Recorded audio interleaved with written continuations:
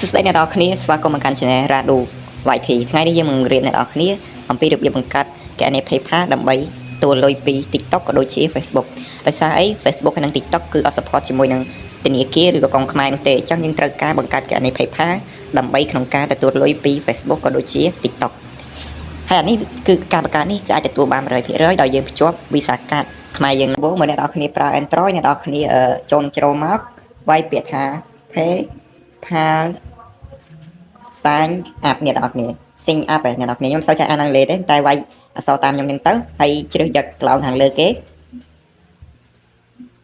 អូខេអញ្ចឹងវាបង្ហាញតម្រងច្រើនអញ្ចឹងអ្នកនរគ្នាមើលតាសាញអាប់ for PayPal នេះទៅខាងលើគេហ្នឹងមក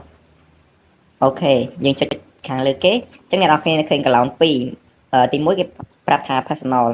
ទី2យើង business អញ្ចឹងអ្នកនរគ្នាឆ្ពោះទៅក្រោមស្មាប់យើងទៅយកកន្លែងប្រទេសសិនអញ្ចឹង PayPal នេះគឺជា PayPal ប្រទេសឥណ្ឌូនេស៊ីគឺវាអត់មានបញ្ហាអញ្ចឹងណាយើងរ៉ានដូនេស៊ីឃើញទេនេះឥណ្ឌូនេស៊ីអ្នកនរគ្នាជ្រើសយកកន្លែងឥឡូវវាតាមអាប់ដេតថ្មីវាអត់ដាក់រូបទង់ជាតិដូចមុនប្រហែលនេះអត់ដាក់រូបទង់ជាតិដូចមុនទេអ្នកនរគ្នាអញ្ចឹងអ្នកនរគ្នាយកអាស៊ីនេះមកហើយជ្រើសយកឥណ្ឌូនេស៊ីកម្ពុជាបង្កើតឱកាសដែរអ្នកនរគ្នាកម្ពុជាយើងយកឥណ្ឌូនេស៊ីហ្នឹងមកអូខេអញ្ចឹងកន្លងនេះគេដាក់ personal អញ្ចឹងយើងអត់បង្កើត personal ទេយើងបង្កើត business យើងចុចលើ business មកហើយយើងចុចពាក្យថា sign up អញ្ចឹងទម្រង់បង្កើតវាខុសគ្នាតិចតួចទេអ្នកនរគ្នាចឹងអ្នកនរគ្នាមើលតាមវីដេអូមួយនេះមួយទៅនឹងអាចចេះបង្កើតហើយមើលអ្នកនរគ្នាចេះបង្កើតអ្នកនរគ្នាអាចឲ្យខ្ញុំបង្កើតឲ្យខ្ញុំទទួលបង្កើតចឹងតម្លៃថោកសមរម្យចឹងអ្នកនរគ្នាឥឡូវវាដើរសិនអូខេចឹងទម្រង់នេះគឺជាទម្រង់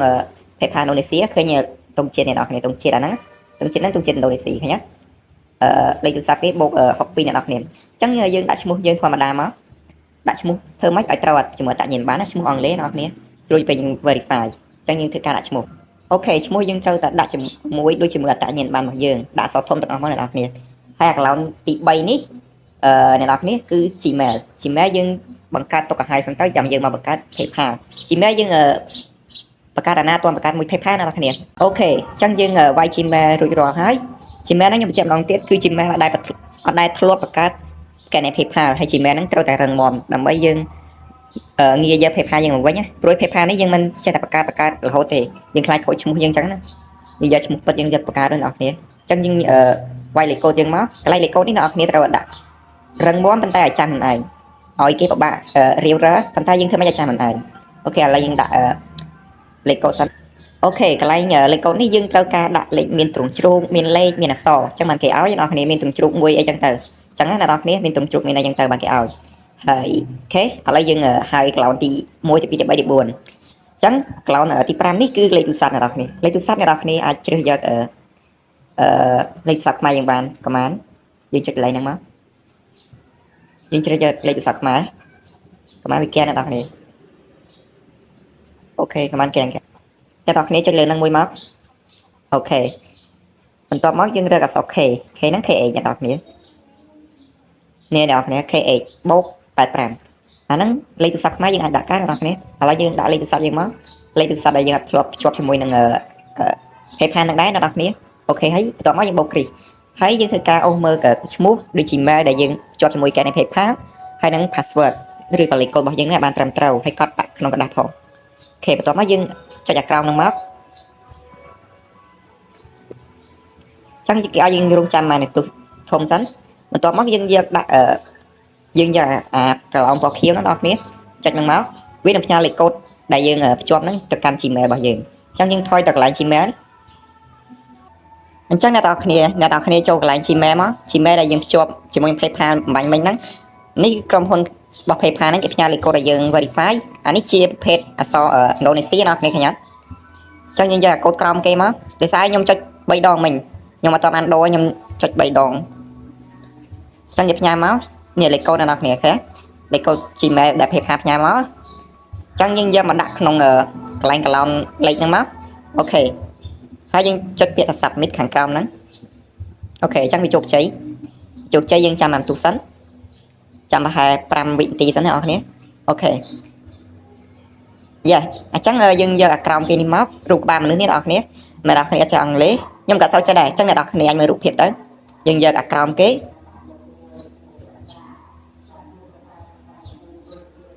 អូខេអញ្ចឹងចេញមកបែបនេះគឺយើងមើលឈ្មោះរបស់យើងហើយនឹង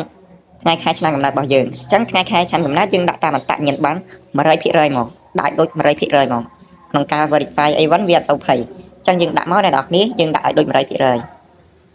អូខេចឹងខ្ញុំសុំដាក់ឲ្យដូច 100% តែម្ដងហើយកន្លែងនេះ nationality នេះយើងដាក់ notice ហ្នឹងឯងហើយ interest line 1 interest line 2យើងយកមកពីនេះបងប្អូនយើងបូកកន្លងមួយទៀតមកយើងដាក់ពាក្យថា fake fake interest Indonesia នេះបងប្អូនដាក់ fake interest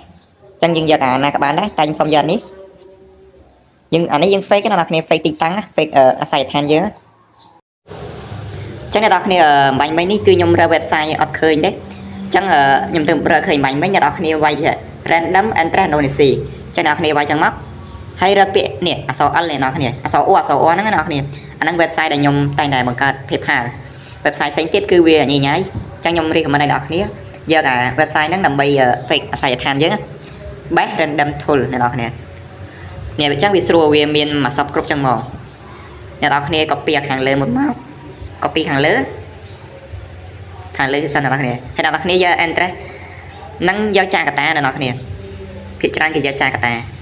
អូខេឥឡូវយើង copy ចម្លងយើងយកទៅដាក់line 1 line 2 interest line 1 line 2មកអូខេដាក់ទៀតមកអូខេចឹងមកហើយឥឡូវ city province យើង copy ដូចគ្នាហើយយើងមើលច្បាស់កន្លែងណាគេដាក់ city អូខេពាណិជ្ជកម្មមានកន្លែង city នេះយើងចុចអាក្រោមនេះមកយើងមើលច្បាស់តាមកន្លងគេហ្នឹងមកវា copy ញ៉ៃទីអ្នកនរគ្នាជាស្រ័យមែនតើ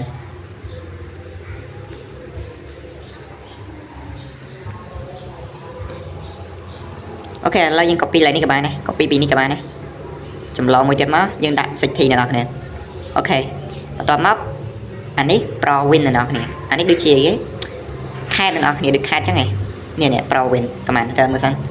នេះ province តែកណ្ដាលនេះមាន step province វាដូចគ្នាទេវាបុកចូលគ្នាយើងដាក់យើងយកចាកតាអូខេបន្ទាប់មកយើងចុចលើអា province ហ្នឹងមកវាឲ្យ load ចេះវា load ចេះហើយយើងផាច់ចាកតាចូលមកអូខេជាស្រ័យមែនតើក្នុងការនិយាយដល់គ្នាដោយសារវីដេអូដំបូងរបស់ខ្ញុំហងអានេះ zip code អ្នកនរគ្នា zip code នេះមកយើងយកកន្លែងនេះ zip code នេះកន្លែង post code ហ្នឹងមិនតែយើងយក zip code ក៏បានដែរវាខុសតាមអក្សរគ្នាចឹងឯងនេះ code ហ្នឹងឃើញអ្នកនរគ្នាកុំដើរ copy កន្លង code ខាងក្រោមអ្នកនរគ្នាដោយសារហ្នឹងវារត់វាអាស័យដ្ឋានខុសគ្នាចឹងតែអ្នកនរគ្នាកុំមក copy ឲ្យលើចេះ zip code យកអាក្រោមចេះអាហ្នឹងវាខុស PayPal អាចនឹងចាប់យើងថាយើងហ្នឹងមែនសញ្ជាតិIndonesia ប៉ាត់ណាគ្នាថាយើង fake ចឹងណាតែលេខទូរស័ព្ទអត់អីទេបន្ទាប់មកយើង copy មកខ្សែដឹងមកខ្សែនេះមកកន្លងចេះដឹងមកកន្លងចឹងហ្មងអត់ copy លេខគ្នាណាអត់យកច្បុកច្បល់គ្នាតែចឹងខូច PayPal អូខេបន្ទាប់មកយើងមើលឈ្មោះយើងថ្ងៃខែឆ្នាំកំណើតយើងអានេះ nationality នេះអត្តញ្ញាណប័ណ្ណអីចឹងយើងដាក់ Indonesia ក៏បានដែរអូខេបន្ទាប់មកអាស័យដ្ឋានយើងមើលអស់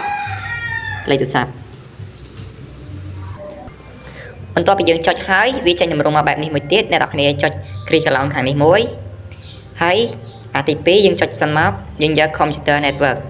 យើងចុចលើវាមកឥឡូវវានៅគាំងអូខេយើងនឹងសេពាក្យ C U O វានៅគាំងអ្នកនរគ្នា CO ឯ computer ឯអត់សូវចេះអង់គ្លេស computerអ្នកនរគ្នាវាយពាក្យសរសេរមកហើយអ្នកនរគ្នាអូសទៅក្រោមអូសយឺតមករើយើងរើពាក្យនេះកម៉ាននេះពាក្យនេះអ្នកនរគ្នាឃើញអត់ Computer Network Information Service ហ្នឹងអ្នកនរគ្នាយើងយកពាក្យហ្នឹងមកអូខេយើងយកពាក្យហ្នឹងហើយអាចន្លោះទី3យើងបាញ់ពេញអីទេហើយអាខាងក្រោមនេះយើងយកលុយដុល្លារត្រូវហើយបាច់តាក់ទងអីទេហើយកន្លងខាងក្រោមនេះវាមានយ៉ាងចឹងយើងយក no បន្ទាប់មកយើងគ្រីកកន្លងខាងនេះមួយទៀតអូខេអញ្ចឹងបន្ទាប់មកយើងចុចបញ្ជូន